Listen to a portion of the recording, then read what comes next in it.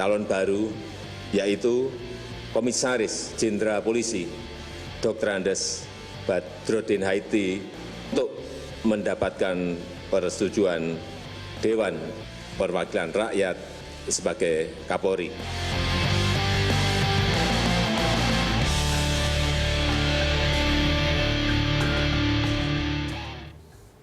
Efek solusi Jokowi, dialog kita lanjutkan masih bersama Wakil Presiden Yusuf Kalla yang saat ini berada di Menteng, Jakarta Pusat. Pak Yusuf Kalla.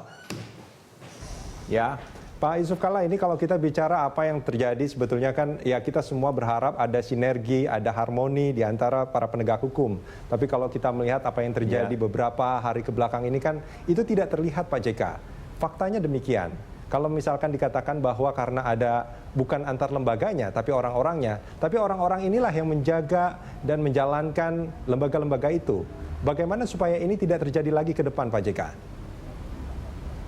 Ya karena itulah pimpinan itu kita harus perbaiki, ya lebih punya pengalaman, lebih profesional, dan lebih mempunyai track record yang baik. Itu salah satunya. Yang kedua juga masing-masing begitu.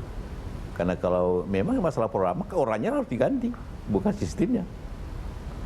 Artinya orangnya, sistemnya, sistem perekrutannya di awal itu harus lebih baik?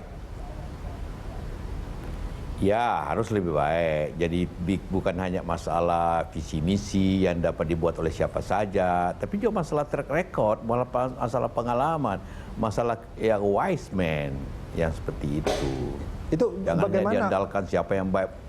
Parameternya apa itu Pak kalau kita bicara soal wise man ini? Ya wise man dari track record. Anda tidak bisa lihat wise man daripada masa datang.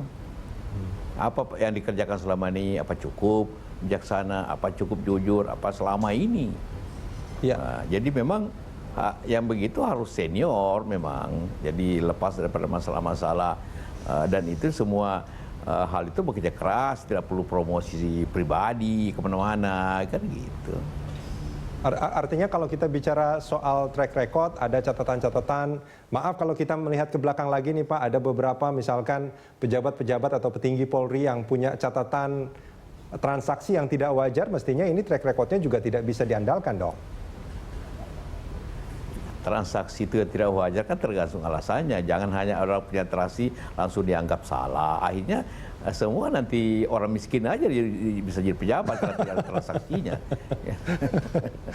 Ya, Pak JK. Nah ini juga ini terkait. Oke lah kalau di kepolisian kalau tidak ada Kapolri cukup menjadi ada Wakapolri yang menjadi pelaksana tugas gitu. Itu untuk solusi sementaranya. Tapi kalau di KPK ini kita sudah ada 2 kali Pak kejadian pimpinan KPK kosong gitu. Apalagi untuk yang saat ini kan terlalu parah. Apakah mungkin dibuat satu aturan imunitas selama mereka bertugas, misalkan di masa tugas mereka tidak diungkit-ungkit kasus-kasus yang mereka lakukan sebelum mereka menjabat sebagai pimpinan KPK. Itu imunitas kan tergantung perbuatan. Kalau semua imunitas nanti makin mengada-ngada pimpinan itu siapapun. Ya presiden saja, wakil presiden diperiksa oleh KPK. Masa pimpinan KPK tidak boleh diperiksa apa-apa? Ya kan tidak wajar kan. Jadi kan itu dianggaplah jangan berlindung di batas impunitas. Harus berlindung di pada kejujuran. Ya, artinya seperti yang Pak JK katakan tadi kan sebetulnya tidak ada malaikat di dunia ini. Artinya kalau misalkan mereka pernah buat salah sebelum mereka menjadi pimpinan KPK, bukankah ini juga akan mengganggu tugas mereka pada saat menjadi pimpinan? Itulah gunanya dipilih yang baik. Itulah gunanya pastilah. Itu artinya kalau sebelum dia menjabat kemudian ternyata tidak, berarti pasti dia bohong waktu fit and proper.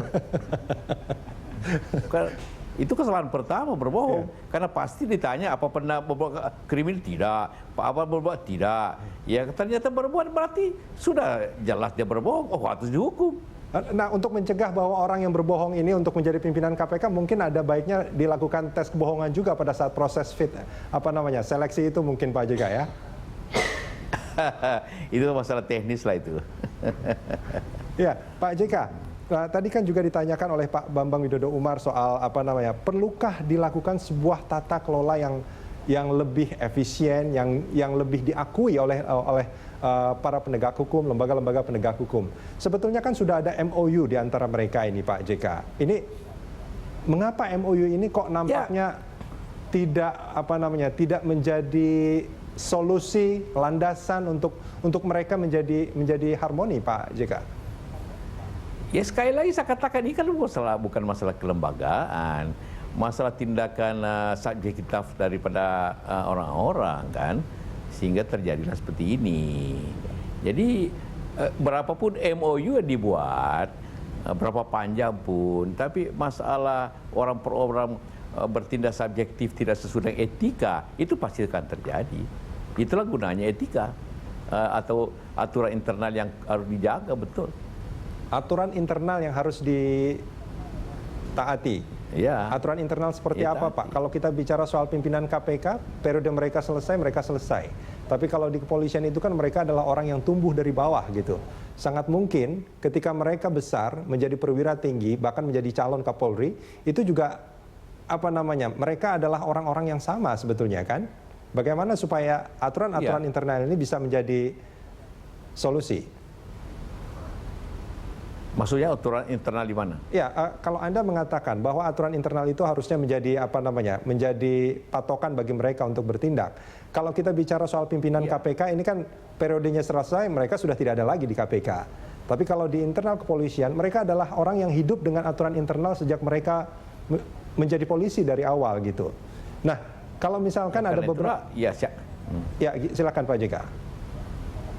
Ya, karena itulah KPK saya kira aturan internalnya sangat ketat. Saya tahu itu mereka itu dia kasih minum saja tidak mau, gimana caranya kalau begitu, contoh seperti itu kan. Apalagi yang lain, ketemu orang tidak boleh, dan lain-lainnya. Itu yang harus ditaati seperti itu sebenarnya. Aturan-aturan seperti Apakah menurut Anda kepolisian juga harusnya memiliki aturan yang ketat seperti itu juga, Pak? Oh pasti semua lembaga, kepolisian, kejaksaan, tentara, semua ada aturan disiplinnya, dan itu pasti semua tertulis. Enggak, maksud saya, apakah menurut Anda dalam upaya pemberantasan korupsi ini, apakah kepolisian dan juga kejaksaan mestinya punya aturan yang sangat ketat seperti apa yang berlaku di KPK? Pasti, tapi karena begini, kenapa KPK lebih ketat? Karena dia mempunyai kekuasaan yang sangat luas. Otomatis agar jangan semena-mena mempergunakan kekuasaan itu, maka aturan internalnya ketat. Kan gitu kan? You bisa sadap orang. Kalau tiba-tiba dia sadap saja pacarnya gimana? Atau dia sadap orang lain, atau macam-macam. Jadi aturan internal. Dia hukumannya tidak SP3-nya. Dia jangan tidak boleh main kalau salah gitu, contohnya seperti itu. Dia mempunyai kekuasaan lebih, otomatis aturannya harus lebih daripada yang lain, kan begitu kalau KPK kalau menurut yang lain. Pak JK, kalau menurut Anda adalah aturan itu menjadi salah satu solusi supaya penegak hukum kita menjadi lebih baik, apakah itu juga harus diterapkan kepada penegak hukum yang lain sehingga mereka juga harus diberikan kekuasaan yang lebih juga seperti yang dimiliki oleh KPK, atau bagaimana menurut Anda? Ya justru KPK kan mempunyai kekhususan, mempunyai tugas ad hoc yang jelas dan keras. Kalau kepolisian kan bukan hanya urus korupsi, urus lalu lintas, urus SIM, urus lainnya, urus pencuri, karena ketertiban umum. Jadi tentu berbeda seperti itu aturan-aturan disiplinnya kan. Oke, baik Pak Yusuf Kalla. Terima kasih Pak sudah bersama kami di Breaking News Berita 1 News Channel. Terima kasih, sama-sama.